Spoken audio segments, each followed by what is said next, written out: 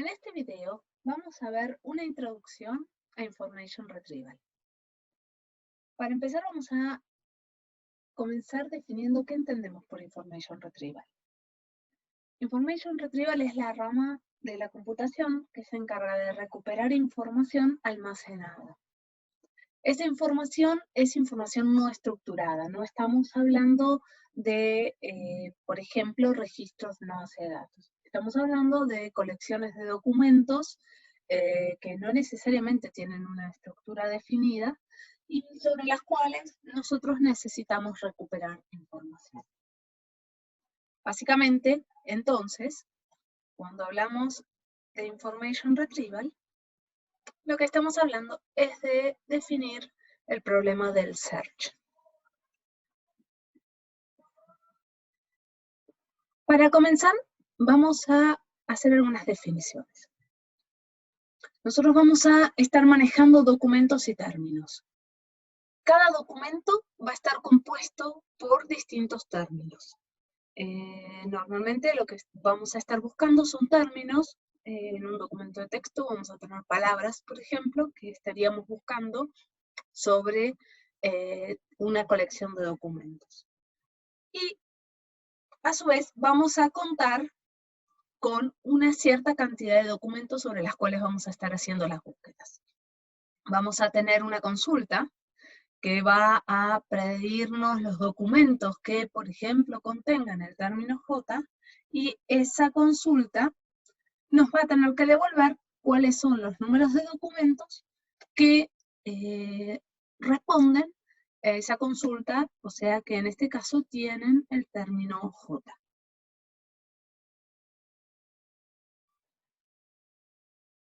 Para poder mejorar nuestras búsquedas, porque la alternativa, la solución trivial sería hacer una búsqueda secuencial y recorrer todos los documentos y ver cuál contiene el término J y listarlo, pero eso entendemos que es algo que no es posible.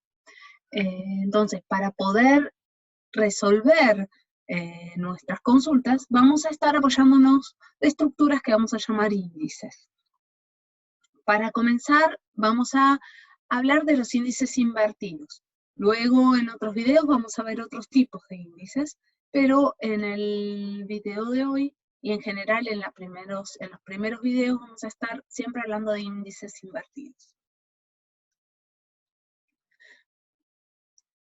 ¿Qué es un índice invertido, entonces?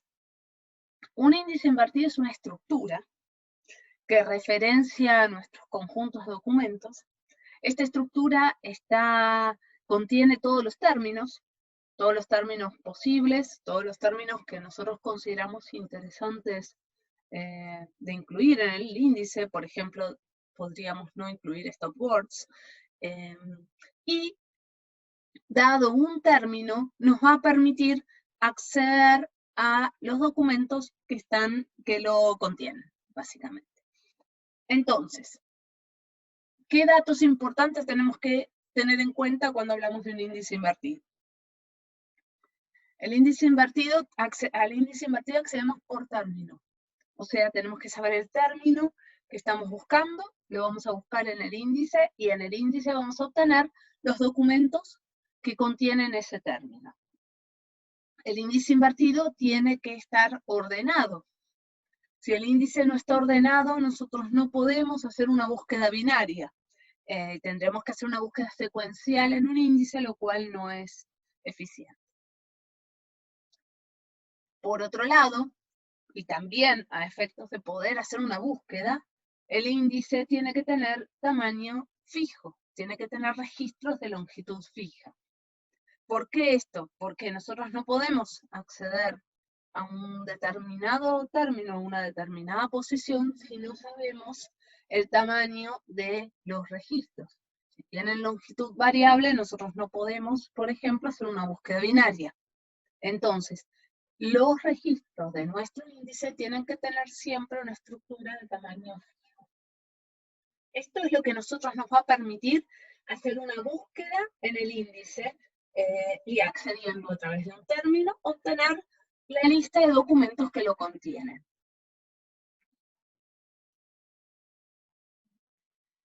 Supongamos entonces que tenemos una colección de documentos.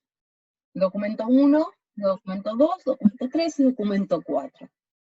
Tiene papel, pepa, documento 2 tiene papel, documento tiene páprica, pimentón, y el documento tiene papa, pimienta, pimentón. Supongamos entonces que vemos cómo podemos construir un índice con los términos que usan ese documento, para luego poder hacer búsquedas sobre estos términos.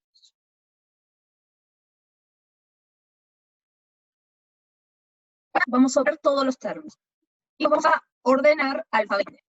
Los términos son papa, papelón, páprica, pepa, pimentón y pimienta.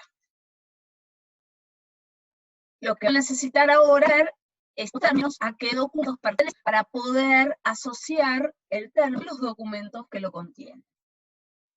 Entonces, vamos a buscar para los términos cuál es el documento que lo contiene. Si nosotros accedemos, por ejemplo, a papel, vamos a ver asociado a papel que tenemos el documento 1 y el documento 2, y de esta forma podemos saber cuáles son los documentos que contienen el término papel sin la necesidad de leer todos los documentos. El problema es que esta estructura, si nosotros dijéramos papa y listamos los documentos contenidos en papa, papel y así con todo, nos va a generar una estructura que, si bien en este caso está ordenado alfabéticamente, sigue sin permitirnos hacer una búsqueda binaria. ¿Por qué? Porque los términos tienen longitud variable y la lista de punteros a documentos también tiene longitud variable. Entonces, ¿cuál es la estructura que vamos a tener del índice? El índice va a tener un léxico, o sea, términos, y va a tener punteros, o sea, referencias a los documentos en donde están incluidos esos términos. La combinación de ambas cosas es lo que nos va a permitir usar un índice como estructura de soporte para poder resolver una consulta. Y, como ya dijimos antes, la estructura que necesitamos definir tiene que tener tamaño fijo, porque eso es lo que nos va a permitir hacer una búsqueda sobre esa estructura. Sin eso no podemos buscar. En los videos siguientes vamos a analizar un poco cómo hacer para que esta estructura que anteriormente vimos qué datos tiene que contener, pueda ser almacenada en estructuras de tamaño fijo que nos permitan realizar búsquedas.